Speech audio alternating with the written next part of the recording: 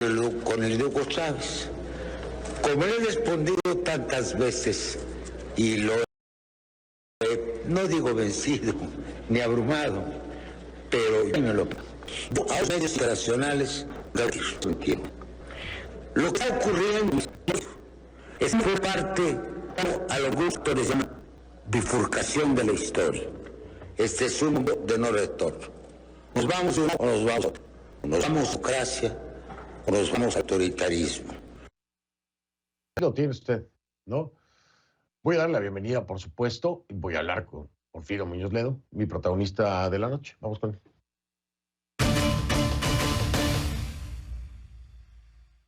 Le doy la bienvenida a Medativo Morena, en 2 ocasiones presidente de México, para que se ubique un poco. Porfirio Muñoz Ledo colocó la banda presidencial al presidente Andrés Manuel López Obrador, el 1 de diciembre de 2018, digo, nada más para que lo tenga claro.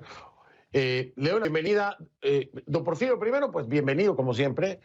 Le quiero agradecer la forma en la que se refirió a mí en el Pleno, le agradezco mucho, es un honor que me considere su amigo, le aprecio mucho sus palabras, y de entrada le digo, es que compare, no se los compare con el chavismo, Porfirio, con lo que acaba de pasar, es que se parece mucho, no tengo ni que compararlo, se parece mucho.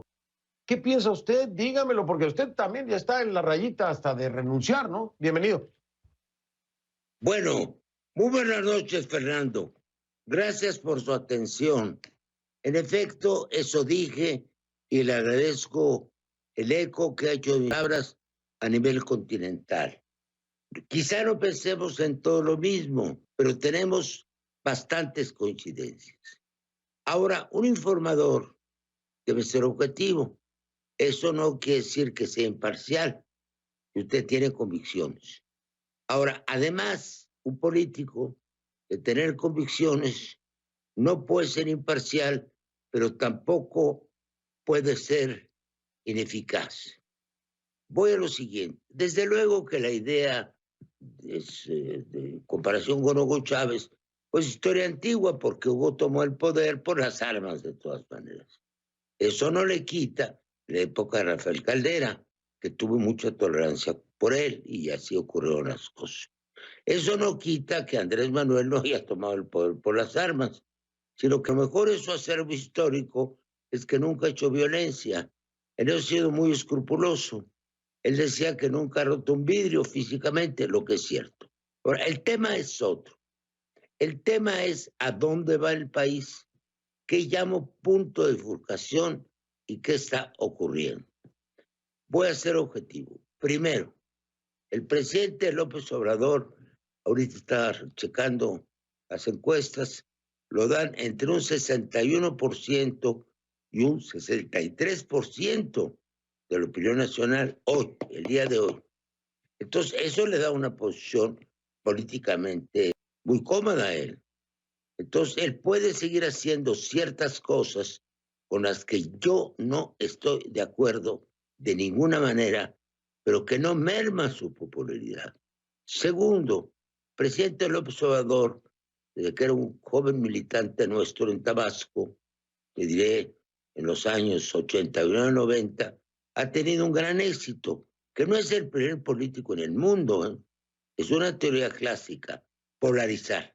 Él ha tenido éxito diciendo blanco, negro, y siempre eres el blanco y ha seguido teniendo popularidad.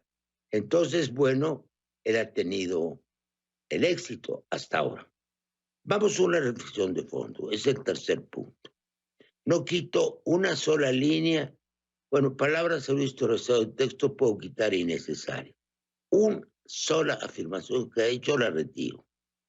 Para mí, y creo que es evidente, estamos haciendo juegos de simulación con niños del fin de la primaria, que lo que se está haciendo es absolutamente inconstitucional. ¿Por qué? Porque la Constitución es absolutamente clara en el sentido que el presidente de la Corte no puede elegirse para el periodo inmediato posterior. Desde luego que esto implica de suyo, incuestionablemente, que tampoco puede alargar su mandato. Ahora, ¿qué es lo que está ocurriendo? hubo una sesión de la Cámara de Senadores en la cual al final se coló una apuesta de un senador, no digo del montón, pero bastante relevante, no ofendo a nadie, en donde al mero término de la sesión metió un artículo 13º transitorio en Ley Orgánica del Poder Judicial de la Federación, en la cual decía que el presidente de la Corte podría alargar el mandato. Bueno, esto fue una cosa inesperada, pero lo que ocurrió después es que la Cámara de Diputados también tuvo mayoría, pero no de 251, de cerca o más de 270. Entonces quiere decir que cada instancia del poder público en México está avalando una política anticonstitucional, pero no porque les ponga una pistola en la mano, sino porque hay una especie de cadena de subordinaciones. ¿Esto a dónde nos lleva? Yo no voy a ser cuidadoso, voy a ser claridoso. Para ser eficaz, necesitamos convencer a la gente. ¿Qué hacemos los que creemos en que deben observarse los principios constitucionales para no pasar a un régimen autoritario? Pues convencer a la gente. Tengamos entre la población 48, 49%, en el mejor de los casos de nuestro lado, o estamos minoría. ¿Qué propongo? Yo estoy proponiendo concientizar a la gente. Tú sabes que en política es lo más difícil. Yo estoy promoviendo la creación de un Frente Nacional de Defensa de la Constitución, con círculos antireeleccionistas, como se realizó en México el héroe de la democracia, Francisco Madero. Ahora, ¿a dónde vamos? A ir convenciendo a la gente de las cosas no pueden ser así. ¿Qué pasa? El Ejecutivo promueve abiertamente la violación de la Constitución, pero la gente lo sigue en la Cámara, por controles, por lo que tú quieras, por subordinación, y muchos porque creen que hay una voz desobedecida. ¿Qué ocurre? Después este asunto se va a una acción de constitucionalidad que requiere el 33% de los diputados para que la Suprema Corte decida si esta decisión legislativa fue constitucional o no. Creo que mañana, ahorita estaba informándome, ese porcentaje se cumple. Además, para personas que tengan supeditación política por Morena, hemos propuesto una acción jurídica que se llama amicus curiae, que es decir que alguien, aunque no sea el 33% de la Cámara, pueda sumarse a esta causa. Ahora, ¿qué va a ocurrir? Este es el tema. ¿Y cómo convencemos a la gente de que esto no es así? Porque no es el primer sistema autoritario del mundo que llega al poder por una vía democrática. No voy a hacer comparaciones que pudieran ser vejatorias, pero esto ocurre entre 1935 y 1938 en Alemania. El jefe nació... Sí. Oiga, perdón. Dime. Perdóneme que lo interrumpa. Tengo que marcar pausa, pero quiero preguntarle entonces algo. Me responde después de la pausa.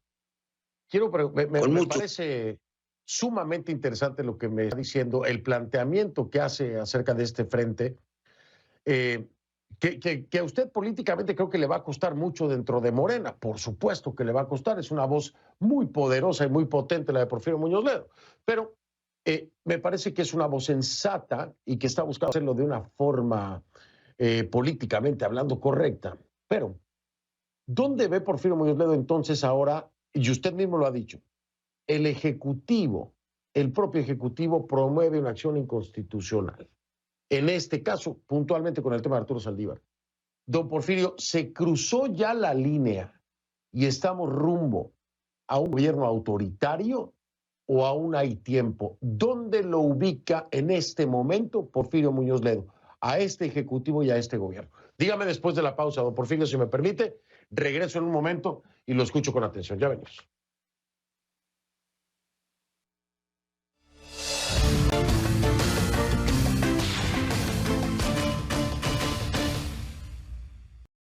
Continúo con el diputado federal Porfirio Muñoz Ledo, de partido del gobierno de Morena, que me acompaña desde la Ciudad de México. Don Porfirio, usted mismo lo ha dicho, una acción promovida por el Ejecutivo inconstitucional a todas luces.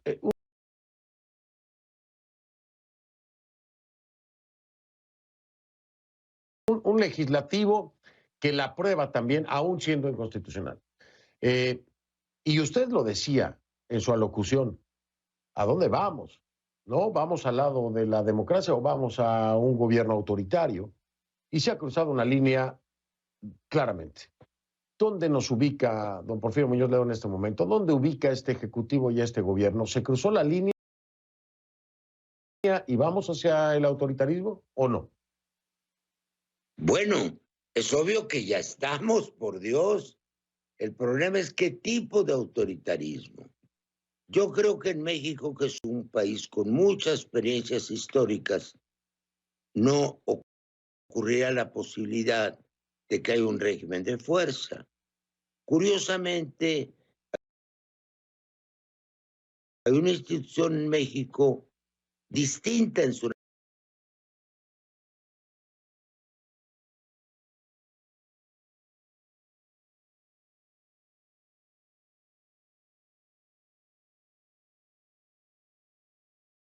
de fuerza.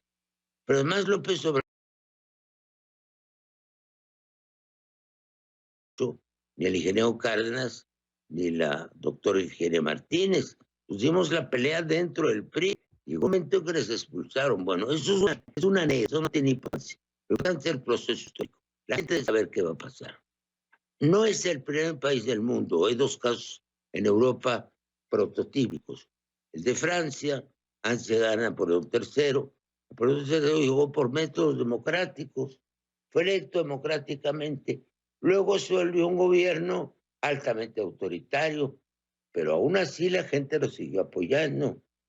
El gobierno del socialismo en Alemania, entre 33 y 38, un régimen que siguió subiendo, que finalmente ganó. El problema es a dónde va un país. Un gobierno puede, por las vías democráticas, llegar al autoritarismo. Me refiero a un caso mucho menos relevante, pero reciente. ¿Por qué vía llegó Donald Trump a la presidencia de los Estados Unidos?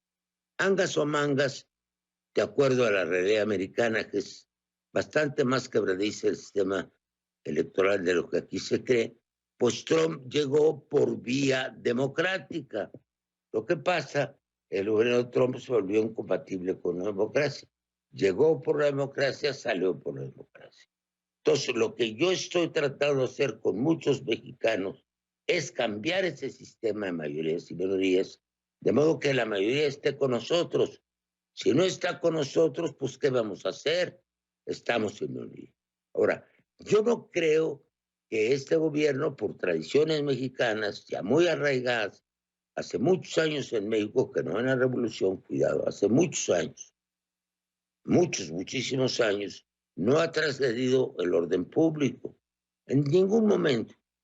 Después de la llegada de Venustiano Carranza al poder en México, que acaba con la dictadura Huerta, no puede hablarse de un golpe de Estado de fuerza en la República Mexicana. Y ya pasaron más de 100 años. No somos una república bananera, no somos eso.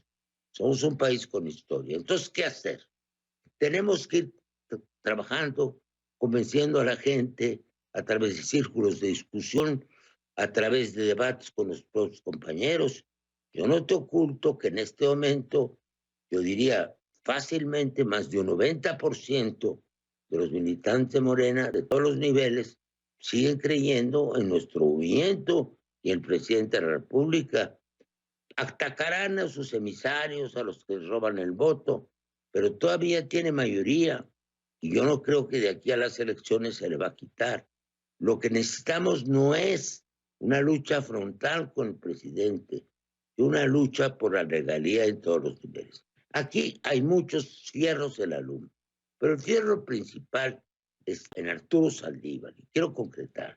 Arturo, viejo amigo, no tiene, por su función, que es jurisdiccional. En la política se van en cosas y otras no, pero mayorías, minorías legislativas, etcétera. Otra cosa, exceso o no exceso, es un ejecutivo. El que no se puede prestar esta maniobra es el judicial. Yo no sé qué le ha venido a la cabeza a un académico de ese tamaño y un juez que ha sido probo para prestarse esta maniobra. ¿Qué gana? ¿De veras cree que él es el único que puede impedir que no haya corrupción en la Corte? Bueno, le digo por este medio, señor hermano Arturo, si eso piensas, y si eso dices, estás menos que infamando a tus otros 10 compañeros.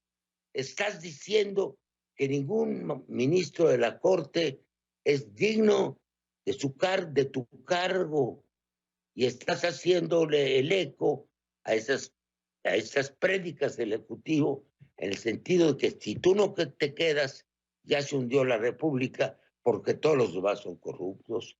Eso a mí, el que me molesta, el que me preocupa, desde el punto de vista ético, desde el punto de vista constitucional, es Arturo Saldívar. Hace rato que le he dicho, no me reelegiré, porque es inconstitucional y porque no me da la gana. Punto.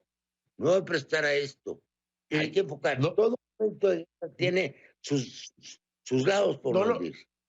no lo hemos escuchado, Arturo Saldívar, y yo no creo que lo vayamos a escuchar, don Porfirio.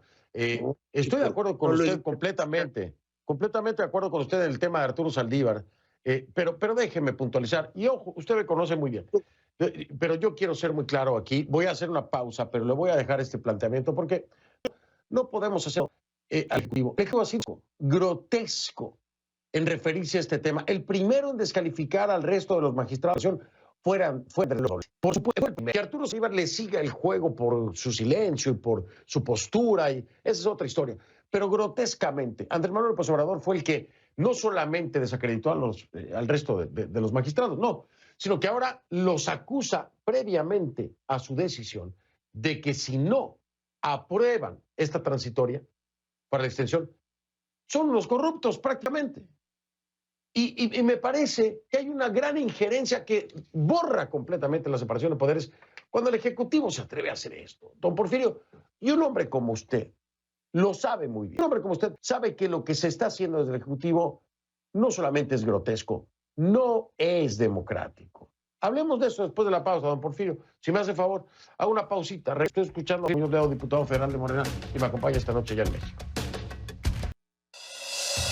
La crisis sanitaria que está viviendo India ha generado importantes muestras de solidaridad.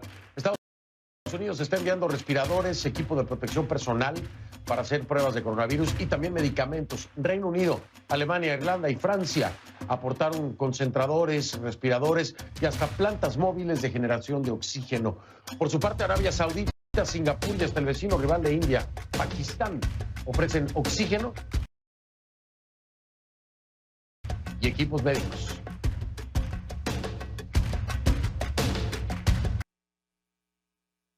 Bien, estamos de vuelta. Cuando yo le decía a don Porfirio Muñoz Ledo que era grotesco cómo el Ejecutivo, decía Andrés Manuel López Obrador, se ha venido refiriendo al tema sentenciado y bueno, prácticamente amenazado a los ministros. Lo voy a citar, lo tengo que citar por si usted no lo sabe en casa, ¿no?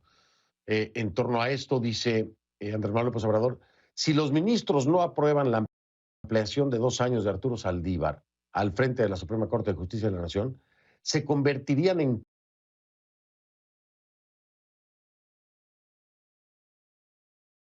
cómplices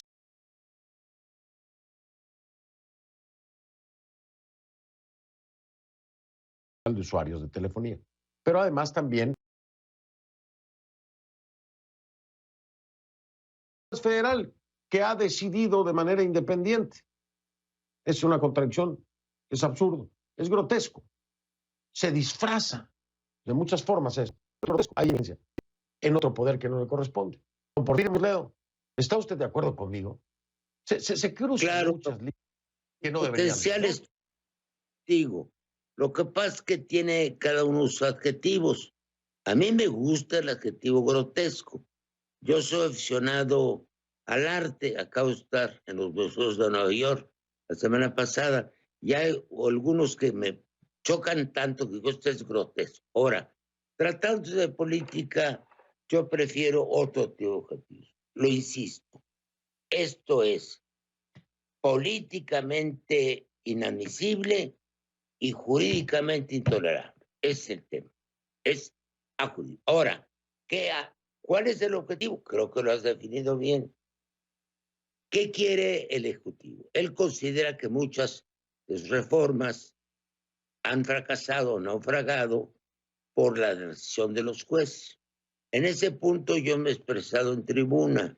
Estoy de acuerdo con todas las sentencias emitidas por todos los jueces del país en contra de la reforma eléctrica, que viola principios constitucionales también, que son el de la libre competencia y de los límites, y que no es la generación de energía eléctrica un área reservada al Estado.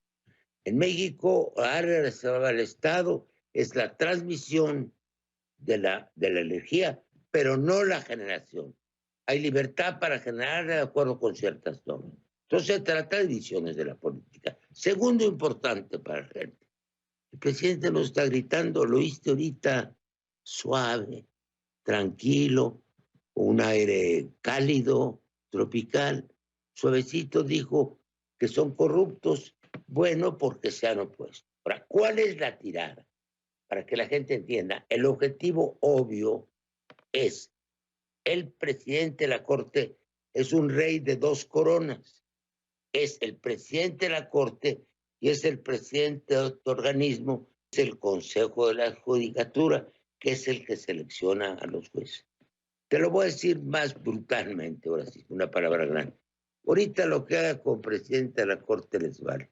Les vale lo que haga con presidente del Consejo de la Judicatura, porque en este trienio que falta el gobierno, el Ejecutivo quisiera intervenir en el nombramiento de los nuevos jueces. ¿Qué puede? Mira, para que se revierta la decisión del legislativo, están 8 ministros de la Corte en contra, son 8 contra 3. Absteniéndose Saldívar, pues nunca van a ser 8. Entonces, aquí el tema es, el Ejecutivo quisiera, por sus propias razones, yo no te digo que no lo intente, Trump lo intentó hasta el final, meter a los ministros de la Corte y a los miembros de la legislatura que más pueda en el curso de su mandato. Lo hace en Francia, lo hace en Inglaterra. El Ejecutivo tiene hoy 6-4. Ahora quiere tener 7-4. Ahí es el juego. ¿Quién va a tener la vara en la mano para nombrar a los jueces? Es el tema de fondo. Por eso insisto, no es que tenga una hazaña yo contra Arturo, compañero de toda mi vida, jurista probo. ¿Cómo se presta Arturo Saldívar a que lo usen como instrumento? Es tema. El Ejecutivo tiene propósitos. Si convence al legislativo y le da órdenes y el legislativo se deja, pues él va tranquilo. No mandó matar a nadie. Y lo amenazaron con... Déjeme además, para la audiencia. Si convence al legislativo, nada más termino, si convence al judicial, esto ya palmó como régimen constitucional. Pero la responsabilidad está en manos del Corte. Para la audiencia internacional y para marcar pausa también, déjeme explicar lo que decía don Porfirio Muñoz Ledo, que son las matemáticas, vamos a decirlo así, que hay en la Corte de Suprema de Justicia. ¿Qué es lo que tiene que pasar para que se apruebe o se bloquee esto de la extensión de mandato Saldívar en el órgano, en la Suprema Corte? Tienen que reunir 8 de 11 votos, ¿sí? 8 de 11 votos. Ahora, hay 3 ministros ahí, que son, vamos a decirlo así, de la T, ¿no? ¿Qué es lo que pasa? Que al momento de excusarse Saldívar, no votaría. Hay 3 ministros que están contra la 4T, 3 que están a favor de la 4T y hay 4 neutrales. Entonces, ¿qué pasa? Vamos a sumar 4 neutrales más 3 de la 4T, 7 y 3 a favor de la 4T. No se llega a los 8 de los 11 para echarla para atrás. Se va a quedar atorado ahí. Se puede aprobar. ¿Sí? Esa es la realidad hoy por hoy en la matemática, en la Corte Suprema de Justicia en México. A una pausa, vengo y cierro con don Porfirio Muñoz Ledo. Fernando del Rincón lo veo mañana, por supuesto. Y nos vemos ahí en redes sociales. Pásela bien, buenas noches.